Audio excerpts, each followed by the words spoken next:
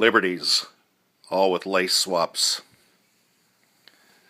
N7 highs, a Roshi in the middle. And today, an Air Force One Nike ID. This is the Chroma option. Not a huge fan, but I had to do one. I did make a second pair of these just a couple of days ago for my nephew, DJ Oak Cliff. Of course, it had a little bit of something different on the back over here where it's got Buena Suerte currently. I couldn't find a whole lot that I really liked throughout the Chroma options, but I came up with these and I decided to build them. I know Oak really likes them a lot, so I put him a pair together. What I tried to use was, this is the black blue, and this is a yellow green, and then the other color here is a red yellow.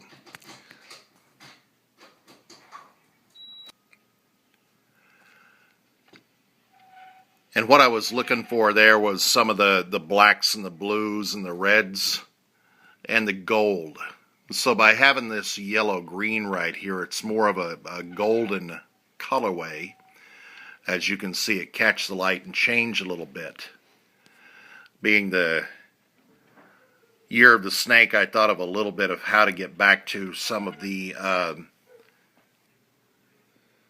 colors that are used quite often throughout the Chinese New Year for luck. I know purples and blacks, deep reds, always seem to be my colors for good lucks at different moments in time. I brought it back with a Buena Suerte on the back for good luck. And of course, everybody knows that's Spanish. Another thing I did not care for this time was, with the Nike ID options, we've been able to use a leather midsole. Now this time they forced us into a lunar midsole, which we could use a Chroma, or just a regular plastic sole. I would have liked to seen a leather midsole option again, or some type of a color without having to use the plastic sole and without having to be forced into using a Lunar Force sole. I'm not a Lunar Force guy. I'm not really a changeover with all these downtowns and the rest. I'm more of an Air Force One purist myself.